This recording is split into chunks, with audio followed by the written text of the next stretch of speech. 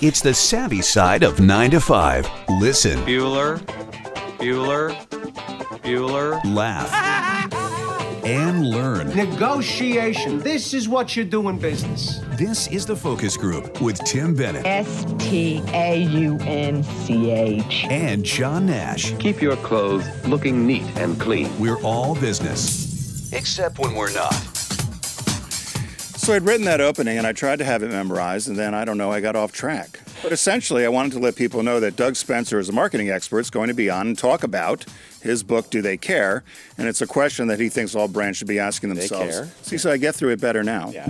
And then John and I got some new clothes, and we wanted to thank Mack Weldon for that. And so we'll talk about that in a second. But and then after that, I think we're going to talk about story time with drag queens. We got quite a show on tap. It's a diverse show, and it's a perfect end of September show, I suppose. Because if the show ends with a story about drag queens doing story time in, it was either Alabama or Texas, I forget where it was. Louisiana. Louisiana, that's it. We did a story about drag queens a while back about story time in Cherry Hill, New Jersey. That's right. And, that's right. And some outrage that people had. There was a little outrage in Jersey. There's lots of outrage in Louisiana. Basically, people in costume reading stories. Would that be different than some guy dressed as Captain Crunch? Yeah.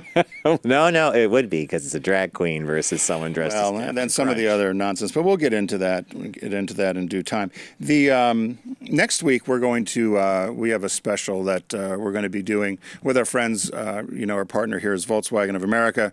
John and I are going to go down and speak with the folks down there. It's out in Equal Week, out in Seattle, but we're going to head down to Herndon, Virginia, and talk with Mashelle Williams and Scott Beamish, both in the Mike Beamish, both in the human resources area. So that'll be our show next week, and so there'll be a little bit of a pre-record probably. Yeah. We'll open the show. We'll do our normal stuff. Then the next time people will see us will be in the beautiful showroom at Volkswagen Group of America. That is a true. I said this. I've always said it's a true car company. The whole first floor is cars. Yeah. And they have a guy that is paid just to dust them. He's a duster. Keep those cars shiny and bright. It's a true car company. It looks great. It'd be a good job for you. And, there's lots of discussion. Probably not the discussion to have with the HR people, but I don't know if you've been reading in some of the trades, there's a whole kerfuffle going on now with auto shows in general about brands not doing them anymore because they said people buy online or people shop online. And they even check them out online. It's less about the experience of seeing the car, which I used to love about auto show personally. So everybody knows Detroit is probably one of the biggest in the world, and certainly biggest in the U.S., and there are brands dropping out of that thing like crazy that aren't going to be showing this year. It's amazing because as the premier event, as the kickoff for all the auto shows, because that usually happens in February? January, sorry. I knew the weather is always tenuous and people getting, and you had stories of getting. They moved it to better, I think actually they moved it now to the end of the year. I don't know the exact date, but it's becoming less and less important for people to do it. And for a brand, I know I worked for a smaller brand, but it's millions and millions of dollars just to do Detroit. One show. Let alone the other 40 or 50 you have to do around the country. So it's things are changing, John. But change is the constant we have to come to grips with. All things are temporary. Not a fan of change personally. I don't mind it after it happens usually, but when it's happening, I'm like, nah, I don't think I want this to happen. So for any of you who are fans of the show, of course, John and I have been looking forever for a clothing sponsor, our partner. To demonstrate what. And we found one in Mack Weldon. So if you may be familiar with them, you can go to mackweldon.com and learn more about them. But they're what I love about them, they're a premium men's essentials brand that believes in smart design and premium fabrics. And I have always said that everybody knows I like a deal. You see me in my cheap shirts that I sometimes get. Yeah. But there are things I think you need to spend money on, and that is T-shirts, underwear, things that touch your body you're in all day. Women knew this way before men. I used to laugh about this. I used to always ask women why they spend so much on bras. Mm-hmm. Well, because they said you want to have a good bra. You want to have men, you need a good pair of underwear. If you buy cheap underwear, you know what you get, right? So are the boys laughing in the booth about my underwear? No. They're spitting through the Mack Weldon site now, and so Mack Weldon let us order a product from the site. It was easy to do. The site's really well designed. The sizing is good. So One of the things about ordering clothing I've always puzzled about is the sizing charts and how they work, but theirs are good. So if you follow their guidelines, you're going to get stuff that fits perfectly. Now, when Tim said earlier, we've always wanted to have someone on that we could wear the clothes and demonstrate. If I showed you what I bought, we might be an X-rated channel because I've been wearing underwear that I got. And so the first thing I have here is a Mack Weldon t-shirt. It's going to show up as really bright white on the camera, but it's really well made. I love it. It fits close to the body. One of the cool things about the design is that there is no seam that runs along the shoulder line. They move the seam down, so if you're wearing any shirt will not reveal the fact that you have the if it's fitted undershirt on. right. And they use modal, which is a cottony kind of stretchy material. My new favorite. Your new favorite is modal. Fabric. And then I'm not a boxer guy or I'm not a boxer brief guy, but I'm a brief guy. And so I went and I ordered a pair of, this is something they now make briefs, and I got red. I got red because red panties. Red or black looks great on me, and I decided to, and I've been enjoying these. These fit like a glove. I like how you've decided red or black looks good on you.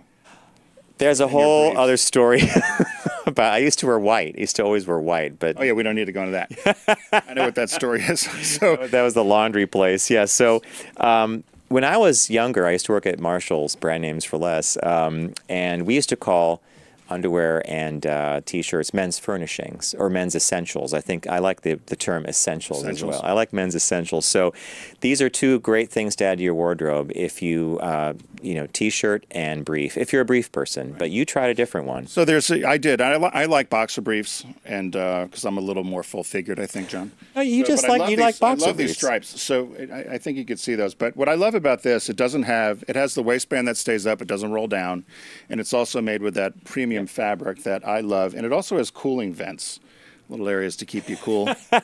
Again, smart, clever design, clever design. And then I got these socks, and I love socks. Everybody knows we love socks in the focus group. I love these. I just think these are just a classic sock, and I call it pod, which is a point of differentiation, is this cushioned sole. And I have only had one pair of socks in my whole life that had a cushioned sole and was probably 3 times the price of these.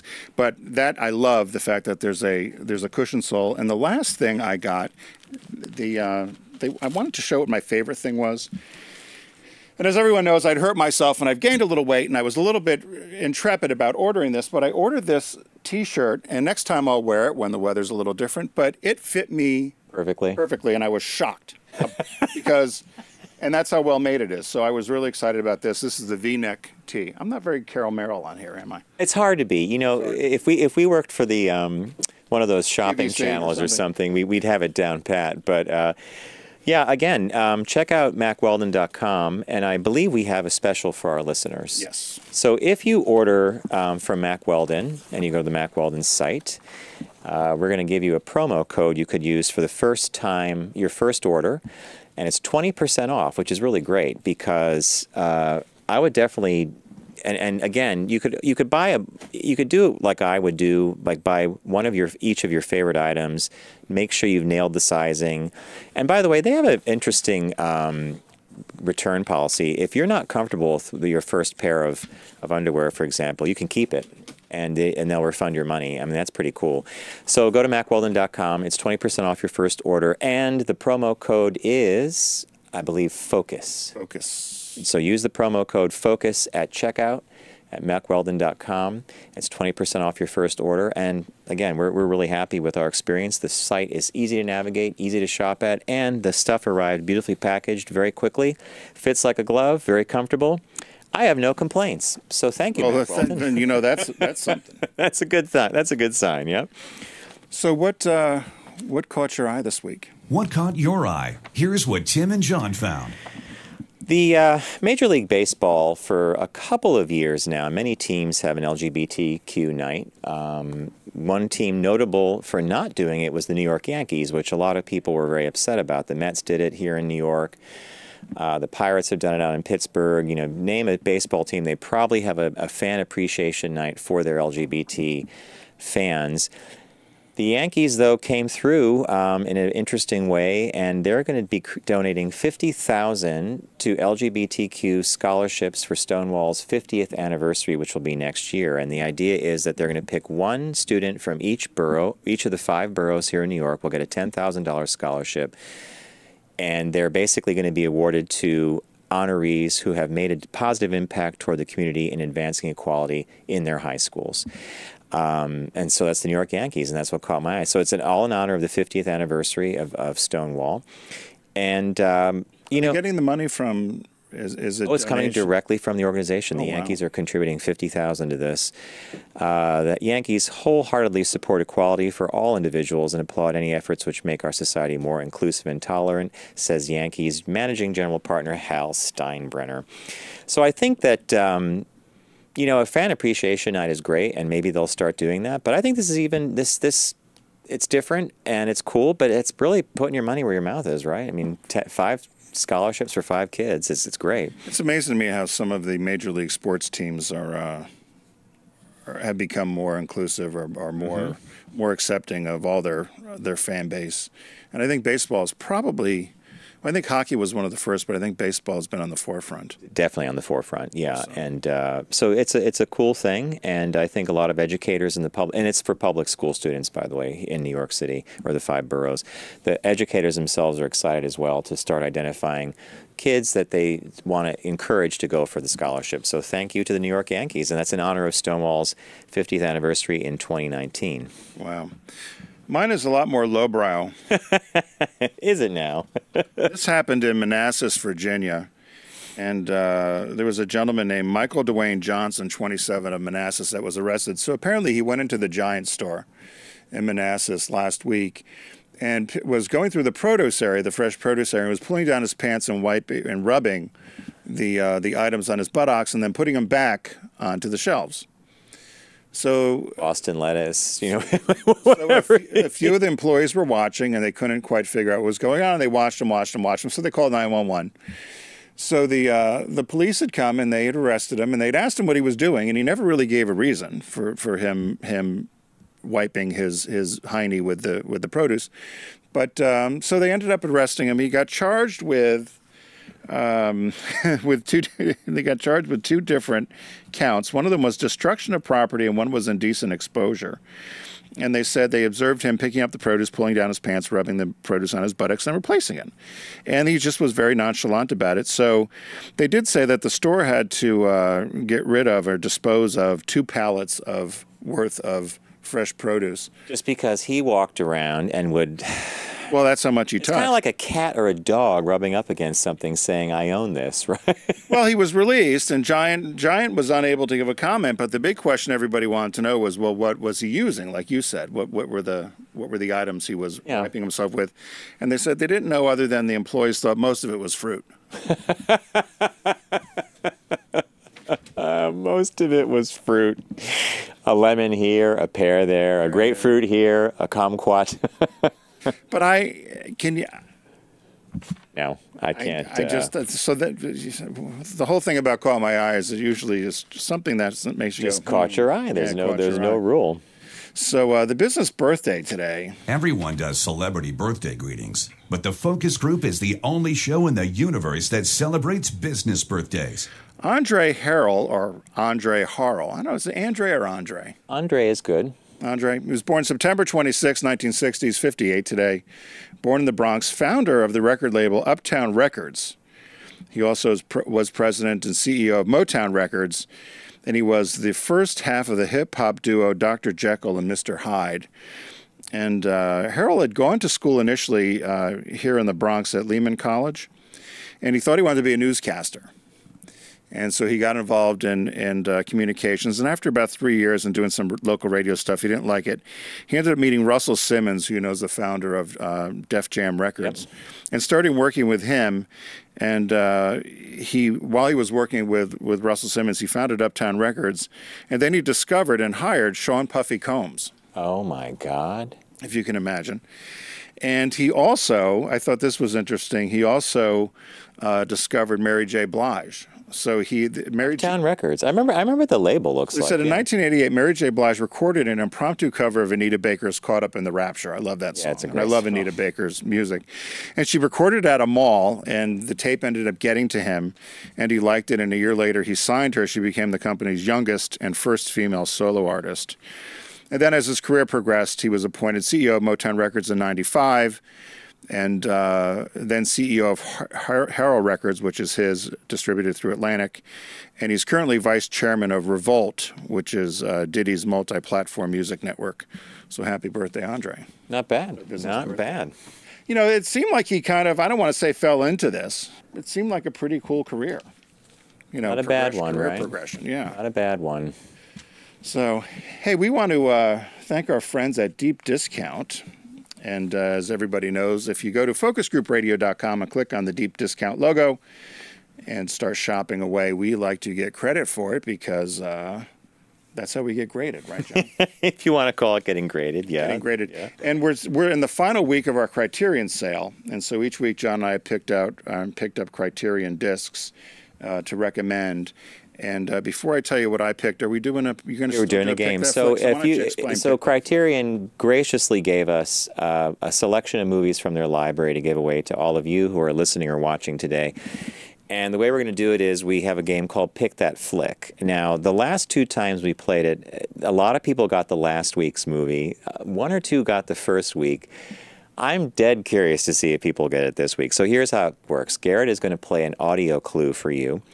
If you know the movie, if you know the title of the movie this came from, by all means, drop us a note at letters@focusgroupradio.com. So if you know the name of the movie this clip comes from, tell us, send it to me at letters@focusgroupradio.com. If you're one of the first 3 or 4 that gets it right, you're going to get a random disc from the Criterion library. But because it's Criterion, you know it's going to be a good movie. So let's hear the clue. Billy McCoy was a musical boy on the cruiser Alabama. He was there on that piano like a fish down in the sea.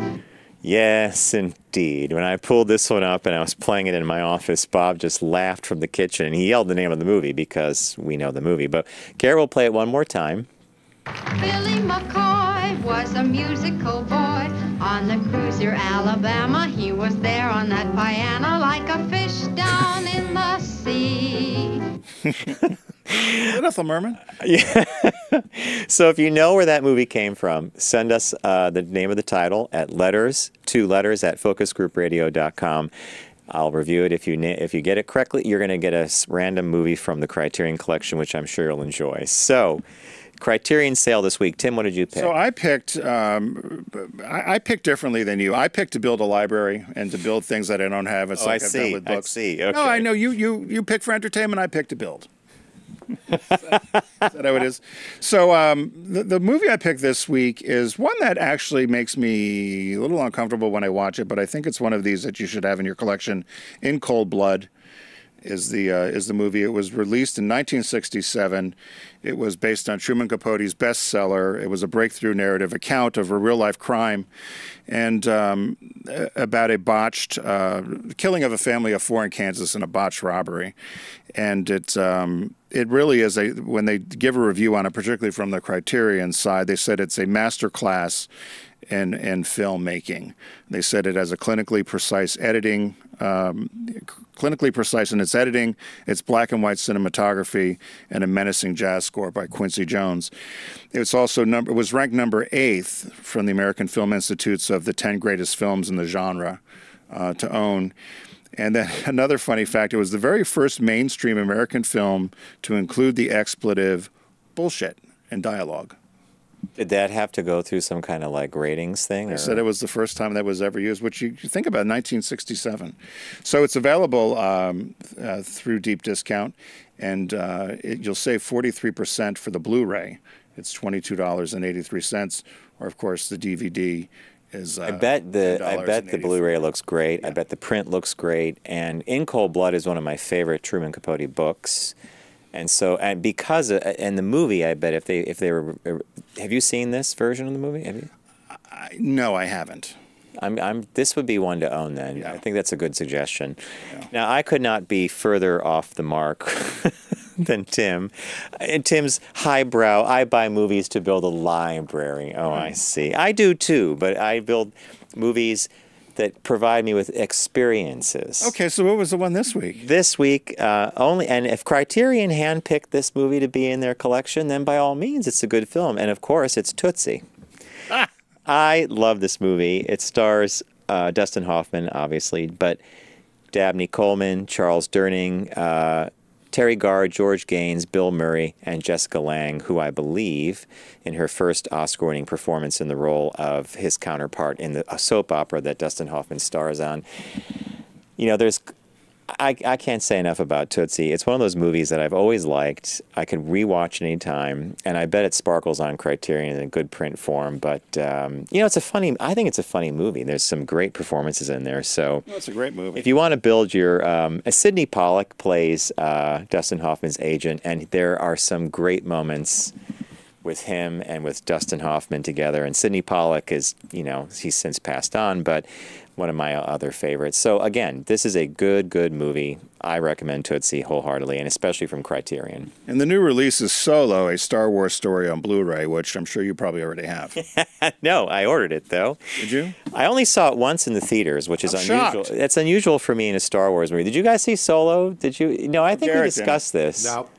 No, I haven't seen it yet, but I got it. I know I'll probably dig it. Yeah, for guys. what it Okay, is. so Yeah. Solo, if you passed it up in the theaters, or if you read about some of the turmoil on the production that involved the original directors being replaced by Ron Howard, great performances. Woody Harrelson's fantastic. Donald Glover plays the young Lando Calrissian. I think he does a perfect job. Emilia Clarke, who you know from Game of Thrones, plays Han's girlfriend Kira.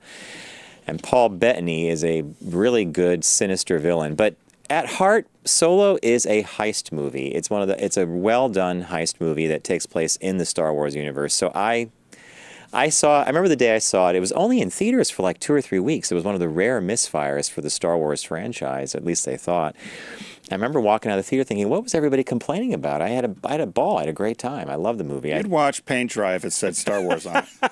I'm not so sure about that. But So our recap this week is for the Criterion Collection. Again, go to focusgroupradio.com. Is In Cold Blood, Tootsie, and Solo, a Star Wars story. Right, John? Yep.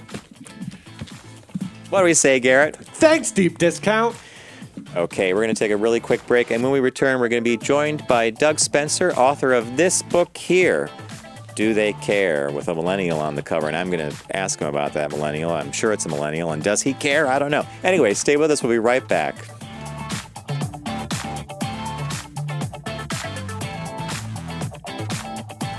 Brought to you by the Volkswagen Tiguan. Visit VW.com to learn more.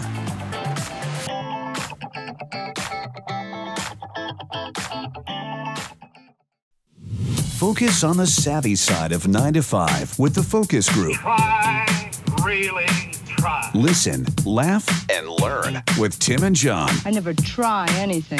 I just do it. Hey, welcome back to the Focus Group. Tim Bennett here, as always, with my good friend and co-host John Nash. We're all business except when we're not. Be sure to head over to focusgroupradio.com to learn more about us. Download this show or any of them. We have a whole, I think there's 400 and some shows there now that you can access. You poke around a lot on the, Yeah, there's a lot of shows. because now we're video and audio. And Audio and video, right. And as promised, we have joining us Douglas Spencer. And I'll never call you Douglas, but Doug Spencer. And he's just written a book, Do They Care? And it's the one question all brands should ask themselves continually that I screwed up at the beginning of the show when I mentioned it. But John's going to cut that out.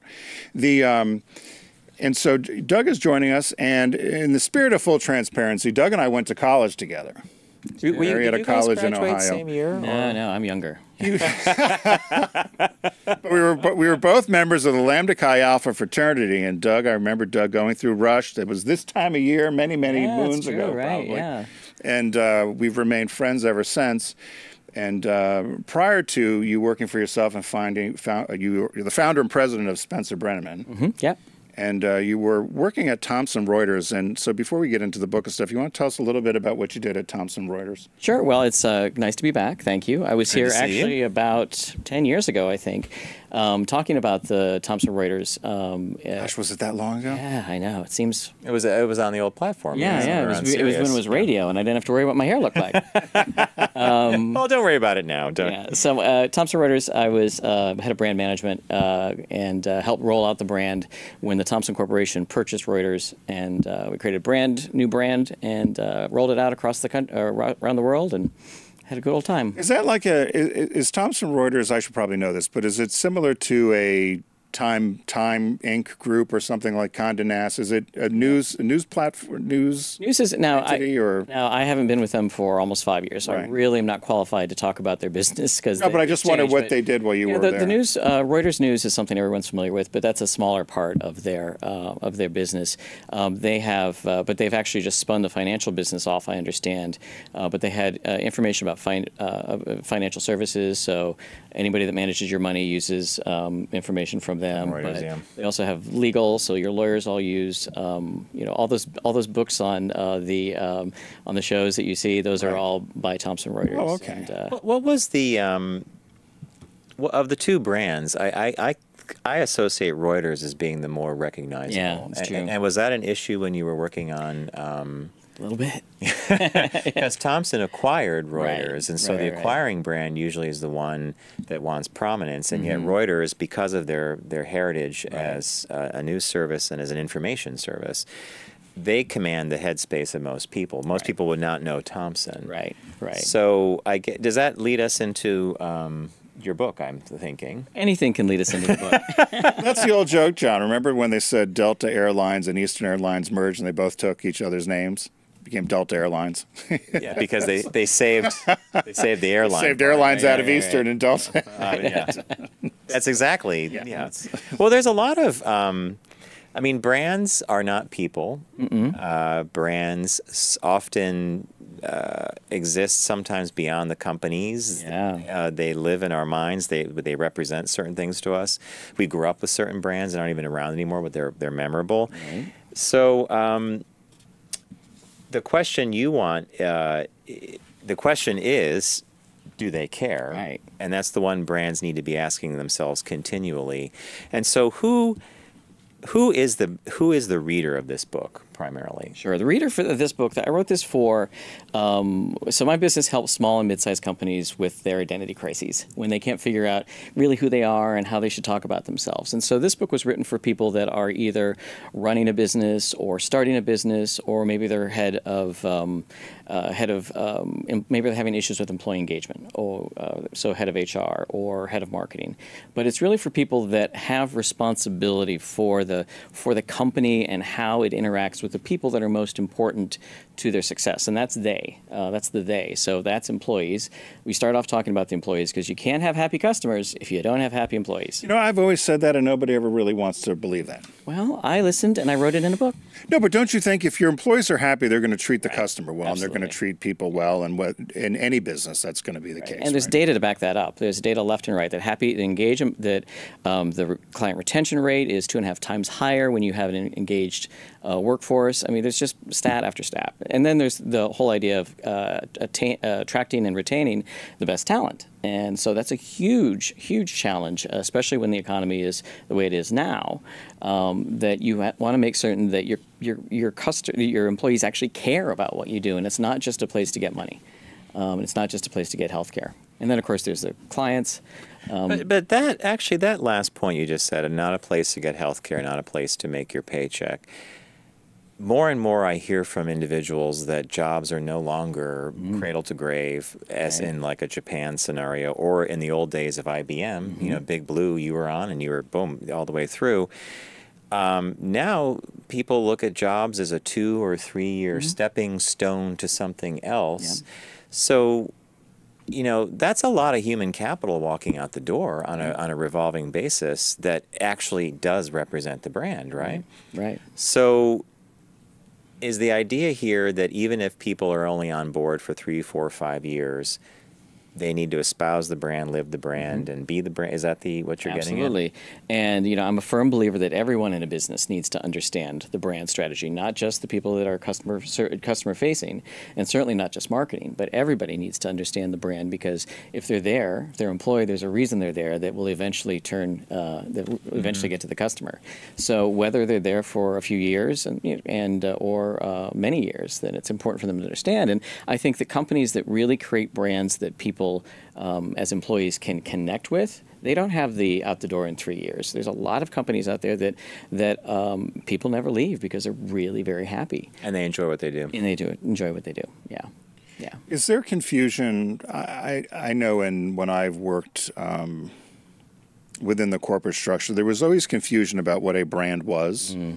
And I'll use the example because it was a real life example of Subaru when I worked at the Subaru car company.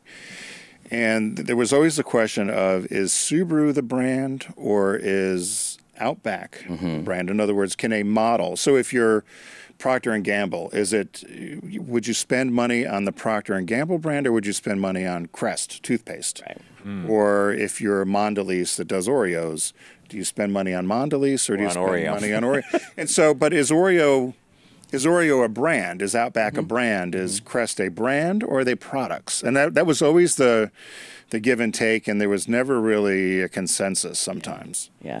Well, there's two different brand strategies. You can have a house of brands, or you can have a branded house, and it depends on... Whoa, say that again? You can have a house of brands, which is like... P&G? P&G, like Hasbro. Okay. Would Disney qualify as a house of brands? Because under Disney we have Marvel, we have Star Wars, we have a lot of different things, but that's a tough one. It is a tough one. Okay, anyway, continue. I think most car companies are branded houses, because the idea is you want to get somebody in Outback, but you might want to move them on to another model at some point. And if they have an emotional connection with the Outback and not Subaru, then that's going to be a lot harder. But if they have the emotional connection with Subaru in general, it's going to be a lot easier to move them to another model. Bigger product, smaller product, more fuel efficient. Exactly. Right? Yeah. Like our partner here is Volkswagen, and I was on a bike ride upstate the other day, and I went by a house that had a Beetle, a Jetta, and a Tiguan. The Beetle, they were all. It was either people. I thought that's a branded household. Right. They're into the brand. They are. To them, I don't know how it matters if it's articulated to a model, but it was VW. It was. And so I can see what you mean about if you come on board with like an Outback as the example, you may graduate to a different one, but now you're into the Subaru brand. Right. Interesting. Right. Yeah. We're speaking with Doug Spencer in his latest book, Do They Care? And there was a whole chapter you had on mergers and acquisitions, and I thought that might have been, for a book this size, because it is John calls these consumable books. Yeah. You can read this between New York and Chicago. Why the chapter on mergers and acquisitions? Yeah, well, so that is where brands all come together. The times of mergers and acquisitions are, if you've never been through one, then God love you, because they're painful, or can be. Brands are emotional by design, and when you start taking away a brand from somebody, whether that's the brand they work for or whether it's the brand they use as a consumer, then people get upset, and there's a lot of emotional connection, a lot of emotional disconnect there.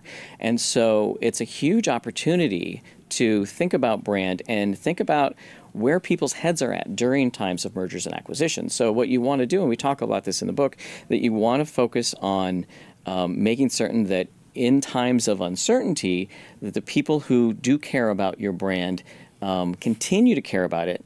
And also, if you're taking a brand away from them, you have to give them something to go to, because you can't just leave a vacuum. Humans do not like vacuums. We have to fill it. And so if you're saying, okay, we're ending Acme, and we are bringing you to Stop and Shop. Yeah. Then you have to give them reasons why the new brand is really worth them saying goodbye to the old brand. And it's an emotional thing. So the new brand is going to satisfy you emotionally like the old one did, and it's going to do it better. Right. I suppose it has to be a better proposition, right? Right.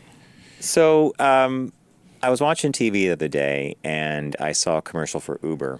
And, Uber's been in the headlines quite often because of issues with drivers, the whole bit. But it's all about the theme of the spot was the door opening, and the camera would show someone opening a car door and getting out to the hospital to deliver a baby, a wedding, a restaurant. A dad comes home, and there was one quick scene where there were two guys in the back of the car talking and smiling, and then they held hands, and then the camera quickly goes away.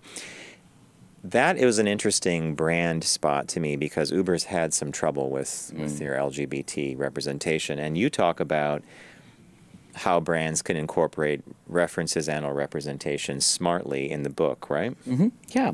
So one of the things that we help our customers with is coming up with brand promises. So really articulating why they even bother to do what they do, what's important to them. And our brand promise at my company is to help, and this was referenced earlier on, to help people and businesses alike enjoy the benefits of living your true life, of being your true self. So helping companies figure that out.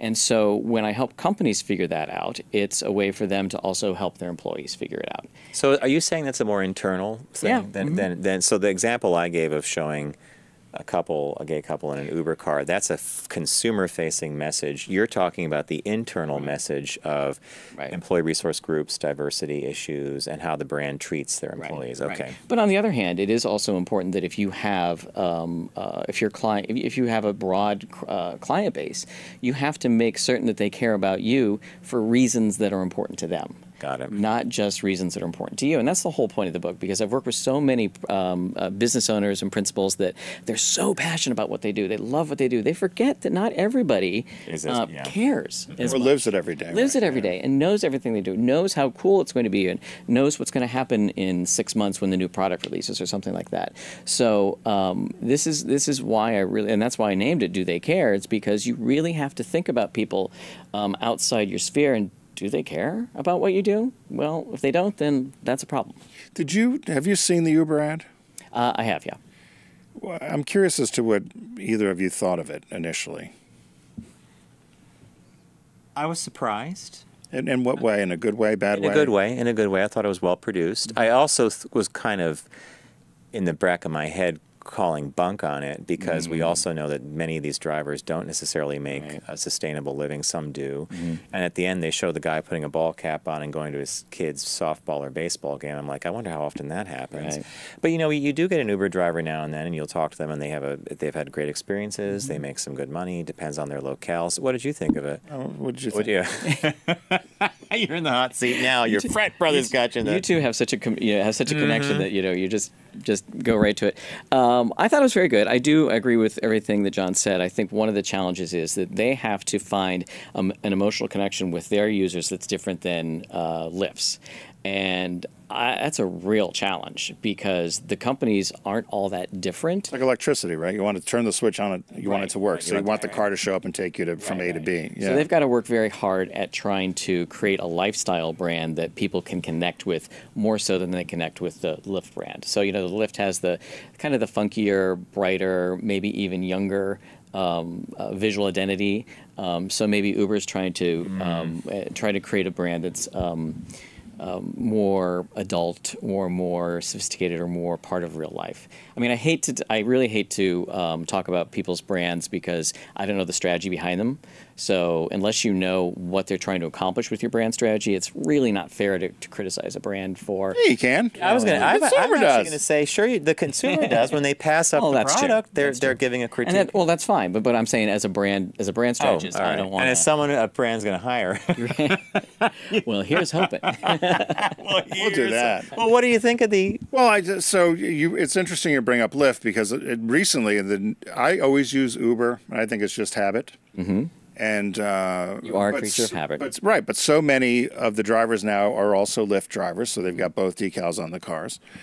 And I thought the ad, I was surprised. At first, I thought it was just a car company ad, and I thought it was a bit forced. And I thought it was a bit forced, but I understood what they were trying to do. But hey, it's a good effort. It's a new industry, right? Well, back when you were in Subaru, I'm curious, when you started creating, am I allowed to ask a question? Sure. Yeah, sure.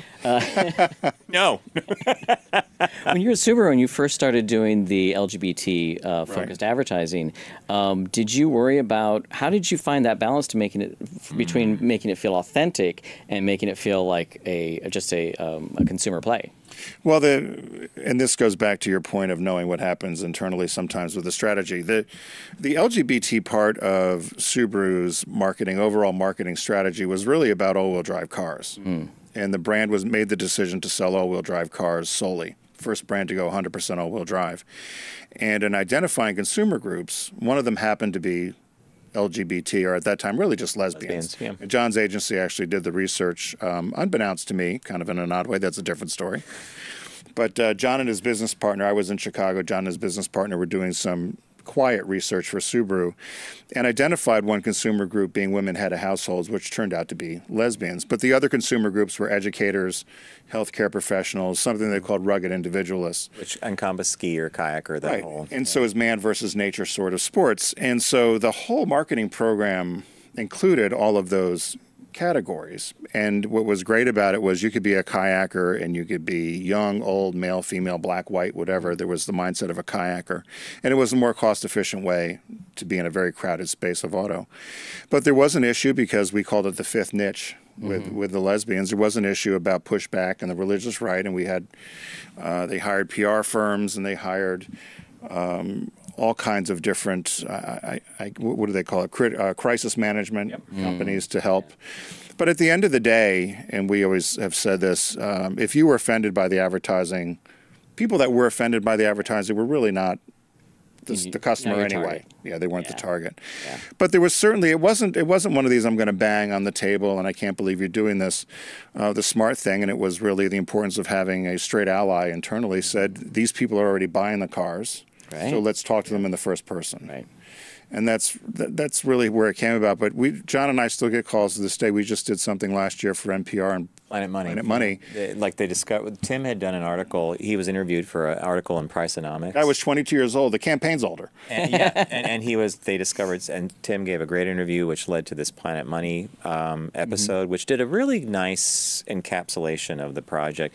But to a point that in Tim's example and the question you asked him, and to your book, one of the key points of the LGBT program was brand fidelity. And so we were given, as the agency, a very succinct script of what the campaign meant to the larger brand, and it was always what Tim said. It's all about smart. It's about the rugged individualist, the independent driver, whatever, who seeks this kind of control from a vehicle.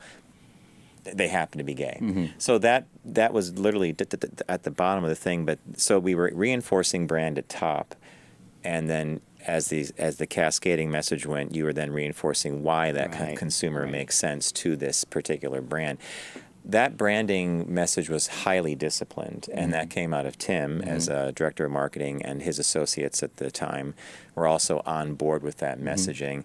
So that held for a good long time. I mean, if you read quotes that I've given in different articles from years ago, you will almost see the exact same thing given to the different reporters, because it wasn't that I was parroting it. I believed it, and I knew that was a strategy. But that goes to the core of people in the brand, knowing the brand and speaking about the brand, right, and feeling it, and feeling it, and it can't just be hollow, because A, they're not going to stay around, and B, the world is so cynical now, we can sniff out insincerity. Well, and that's quite quickly. Yeah, and that's what happens with, I think, brands. If you get a new CMO that comes in that wants to, he or she wants to make a splash or make an impression, and there's the famous auto again, BMW. Everybody knew that as the ultimate driving machine. And someone decided we're going to change the tagline, and it flopped. And you can't even. Can anybody tell me what it is? Nope. But if I said, what was the Federal Express or FedEx tagline years ago?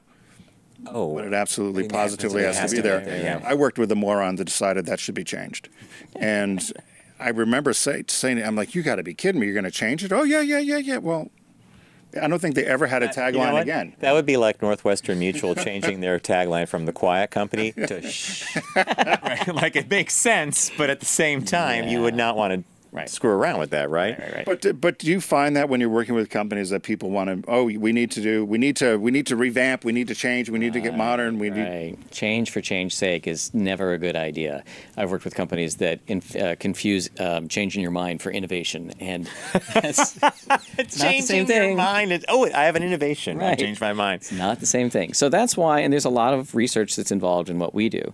So we do both quantitative and qualitative research, and a lot of the best intel comes from just having conversations with qualitative, just having conversations with your customers, with your employees, with people in the industry that might be able to provide a point of view that's not represented by those other two groups. So just having conversations really helps people. It really helps me when I put together a brand. Decide what's important and what's not. And if there's nothing, if the data doesn't back up that a change is needed, then why do it? Yeah. Is there a brand you'd love to work with that you haven't worked with? Well, so I focus on big name brands. No, just a brand in general. It could be small. It could be, someone that you like that you one that needs help. Well, I would focus group. I would hate to call out anybody. I would hate to call anybody out. But no, I like to work with brands that smaller and mid-sized companies that really just need help figuring out what they are and who they are and what they want to become too, right? Yeah. And I don't actually. And the way we're structured, we're not built to handle big accounts like Fortune 500. And you know what? And I don't want to. No, and that's a selling point too. In my opinion, that's something that people will buy. That you, as a consultant, when you are honest and say, we're scaled to do this, we're going to tackle your problem. Right. We had when I owned my last agency, Moon City, our joke was, we're so far away from your problem that it's this big. Because on the moon, your problem, your problem's solvable in a second. We can barely see your problem. Right. It didn't fly too well, but I guess another way of asking John's question, is there a brand you admire? Oh, sure. There's plenty of brands I admire. I think Nissan has done a really wonderful job of focusing on their brand message about innovation and excitement. That shocks me that you bring that up. Yeah, I didn't say that I particularly care for the cars, but no. I mean, I like the way that they've approached branding over the years, and there's some data that shows that it's actually had some really good impact. Really? Wow. Yeah, interesting. Yeah. Certainly everybody says Apple. When I teach a lot, and whenever I teach, I talk about, okay, so pick a brand you like, and I say you can't pick Starbucks, you can't pick Apple, you can't pick Nike, because those are just the obvious ones. But they're obvious for a reason, because they're really good at what they do. Have they all stubbed their toes in the last year? Yeah, they have. I think Apple seems to, I don't know. What do you think, John? Is that $1,000 phone, do you have it? Okay, so depending on who you are and how close you are to the brand, they released new MacBook Pros this year. A video blogger or a vlogger ran tests on the new chips and discovered that there was these huge heat problems with the laptop, and it was not giving the consumer the true rated speed of the faster chip. Apple got wind of it. They took his video, they took his tests, and within 2 days they released a software patch to fix the problem. That is stubbing your toe, though. If you're spending $3,000 on a laptop, you don't need to hear that you're not getting the top speed, there's that. I know that consumers are sometimes smart enough to disassociate a hardware issue or a fixable problem with brand itself, but others are like, hey, this is it, I'm throwing in the towel. This is the last phone I'm buying when the screen cracks or whatever. Take your pick. Yeah, I know. I might challenge that a little bit, because I think that stubbing your toe is more like back when they had the issues with the first one of the first generations of iPhones, the antenna. Oh, the antenna gate. And they kept saying, no, it's how you're holding the phone. It's not the phone. It's not the phone. It's not the phone. It's how you're holding the phone. Exactly. Now that is a toe stubbing. But when you screw up and say, listen, all right, this is not right, but we'll fix it. To me, that's a way to get closer with your customers, to be really to demonstrate that you care and that you're not just there for their money. Well, there you go. All right. So why is the book only 100 pages? Well, because nobody reads. Nobody reads the big books. I mean, come on. Do you really finish cover to cover the major business books? The last business book I read cover to cover was in preparation. I'm not quite done with yours. It was a Rework. Was a book that it was a collection of essays by the author, and it was targeted. It was boom, boom, boom. And he made his point quickly, and you do too. And that's what I think is key. You can make a point in 1,000 pages, you can make a point in 100. Right. I'd rather take the 100. If you have one or two good examples, you don't need 10. Right. Yeah. All right, folks, the book we've been discussing is Do They Care? It's by the gentleman sitting next to me, Douglas Spencer. And if you're listening on audio, he's sitting to my right. If you can't see, he's sitting right to my right. Available on Amazon.com. And Doug is the president of Spencer Brenneman LLC. How do people reach you? To find the book, they can do dotheykare.info. That's the fastest way. And then spencerbrenneman.com. Perfect. So. Thank you, Doug. Thanks for joining us. Thank you. It's a pleasure to have you in studio again. It's been great catching up. Congrats on the book. Good luck with this. Thank you. And we're going to take a really quick break. And when we return, I think our shop talk is on pushback from drag queens that want to simply read kids' books at a library. There you have it. We'll be right back. Can you sign our books? Of course.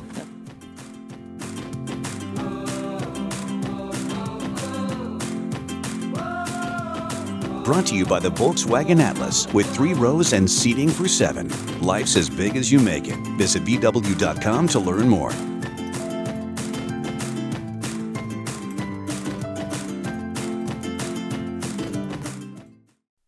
Focus on the savvy side of 9 to 5 with the Focus Group. And in business a week, I got more money than I know what to do with. Listen, laugh, and learn with Tim and John. Herrera Rocher.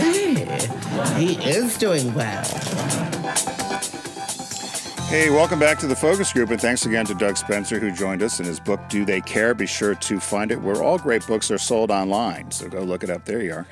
And John announced that we were going to do Shop Talk, but we're not. It's anti-LGBTQ group sues Louisiana governor to stop drag queen story hour. Find that story on Tuesday on TFG Unbuttoned. Why are we because doing it's the John's drag queen story? birthday on September 30th. Oh. And so you can get embarrassed a little bit while I pull out your birthday. It's a takeover. Okay, well, I'll give you a summation of the story. No, we're going to do it on Unbuttoned. Okay, let's do it. So We got your little gift, and we got Doug. If you want to come over and help us, I got you a cake. Oh my! Why'd you do all this? It's your birthday, and we celebrate birthdays here on the Focus Group. Okay. Doug, you can come around here and help us get everything ready, and the boys are going to get some Prosecco out for you. Ooh. All right, so look at the little Lego-themed plates we have. Wow. Oh, very nice. Wow. So that why your bag was so heavy, right? No, it was way too heavy. All right, so we got cups. And we got Prosecco. We got a candle. The boys are going to bring in. Yeah, we're not going to light the candle, but we can, maybe. Oh, thank you. But John is celebrating his birthday on September 30th, and we're not going to be. We don't too. We don't have a show. You boys will have. It's a Sunday. It's a Sunday, and so I wanted to. Tim got us the almond. Oh, Bob's gonna love those are you for to death. You to take home. Yeah. So these are from Rehoboth. Oh, okay. These are from a place called the Fresh Market. These cookies, and oh my! Take that out. Check out the background. Look at that. Nicely done, John. Thank you, Tim. Then I got you a chocolate mousse cake from the Night Kitchen. Night Kitchen one year you did a lemon Philly, cake, right? Yeah, and they had a chocolate mousse this year that I saw. Thank so you. You want to. I think he's you put it get over with John next to John. You can see it. Yay! So thank you. Happy birthday, John. Thank you. We'll let you open it up and cut. And why have don't a you? piece, Doug? Sure. Why don't you Before pop, the share it? Why don't you pop the Prosecco, and Doug will get some cakes ready. Here, so John, do you have anything you're going to do for your birthday? You know what? If it's a sunny day, I'll go on a birthday bike ride. A birthday bike ride? Yeah. If it's a sunny day, I'll go on a nice birthday. Birthdays like we do. What do you think there's going to be like? You know what's funny is I did these green on purpose so nobody could see them. Can you see Doug Can't cutting? see the fork or the knife he's cutting with. That's great. I'm having trouble opening this stuff. Now, if the cake were green, does that mean it wouldn't count? It wouldn't. That's a good one. It wouldn't count probably. Yeah, the green forks. So I love this little Lego theme that they have. I saw this birthday stuff with the Lego theme. I kind of liked it. Thank you. You're welcome. So I thought we should not let your birthday go by. I think you probably thought you were getting away with not having a birthday, did you? I did because of our going down to Virginia. We're going down to Virginia. Herndon on Friday to do record something for next week's show. Pull it out of there, John. Come on, pop. I'm doing it the way my French friend taught me. Which is what? Which is you don't want to lose an eye. Oh my God! By the time he pops it, we'll be done, won't we? Here we go. There it goes. So you don't lose an eye. It makes the satisfying sound. Cups, but you might as well use those, or you can use whatever. Which ones you want to use? You might as well use the birthday. Use the birthday cups. Right. Well, Doug's done a great job of cutting. We had to get some of the boys in the booth to Eric. Probably give them their own bottle. So I went, so John, you'll laugh. So I thought in my refrigerator some Prosecco, and I thought I'll just bring that up. So I went this morning to get it, and somebody has opened it and put the cap back on, and there's an empty bottle. So I've got to find out who drank Prosecco. That's mystery number 2. At my house. Mystery number 1 was still the sheets, which we have yet to Somebody figure out. stained the sheets at... no, that wasn't stained. It was like a dog or something got sick. Yeah. When I was visiting Tim in Rehoboth, the morning after we were there the first night, I said to Tim quietly, I said, hey, there's something weird about the sheets. There's like this little spot that it looks like an animal had like a little hiccup on or something. And the house spun into a crazy, how could this be? Because Richard is really fastidious and he made the bed and they still can't figure out how that we think it's a ghost. got there. You've got a ghost, absolutely. We think it's a ghost. Right. Yeah. Did you get your... I got one. We got to give some to the boys. Oh, yes, we do. Or you can take a bottle in there to them. Cheers. Thank you, guys. Thank you. Happy birthday. Happy birthday. Nice. Happy Thanks for birthday, coming in, John. Thank you. This is great. Mm-hmm. Are you going to try some? Oh, right. Try some cake. Yeah, I'm not a chocolate fan, but I know you are. I love chocolate. It's good. It's very good. Yeah. Thank you. Yum, yum. So I think we should probably say goodbye then. We could hold off a second. When I was born, it was the great... Look at him. We can hold on a second. Yeah, this is riveting podcast. This one, I'm certain. Well, my mom reminded me the other night of a story which I will share. So when I was small, when I went to the grocery store, I used to love the toys that hung on the... remember how the grocery store had toys that would hang up, on these hooks like along the shelves? And I wanted a Gumby doll one day. I wanted this Gumby worse than anything in the world. And it was the winter time. I was wearing a blue snowsuit. And my mom kept saying, no, no, no. Finally, I refused to move from under the Gumby. And she left me. She kept shopping. She went up the aisles. I threw a hissy fit. I lay on my back, and I was kicking and screaming. And my mom, she was gone. Then there's an announcement over the loudspeaker. Will the woman who owns the child in the blue snowsuit kicking and screaming please come to the service desk? And I had to be lifted up. I still didn't get the Gumby. I had to wait months to get the Gumby for my birthday. So your 13th, or how old are you? You probably were you the kind of kid who had the gloves attached to the snowsuit? Clips. You didn't lose them. The clips. Little clips. Yeah. So that's a little birthday story for everybody. Another piece of the puzzle. All right. So Tim is probably right. Thank you. This is a great surprise. I wasn't expecting it. I kind of downplayed. John hates parties and birthdays and everything. Thank you, John and Garrett. You're going to get cake and Prosecco. Thanks for bringing us to everybody every week. You guys are the best. Thank you to Deep Discount. It's the end of the Criterion sale this week, and Tim recommended In Cold Blood. I recommended Tootsie, which I think is some of the marketing folks at Deep Discount's favorite movie, or one of their favorites. And the release this week is Solo, a Star Wars story. If you did not see Solo and you gave it a pass at the box office, give it a whirl on Blu-ray. I think you'll like it. It's a heist movie. I loved it. Big thank you to Volkswagen Group of America. See how Prosecco works already? We're going to be down there interviewing some of their executives for the show on diversity we're doing in honor of the Out and Equal Conference next week in Seattle. Don't text and drive, arrive alive, and have a great weekend.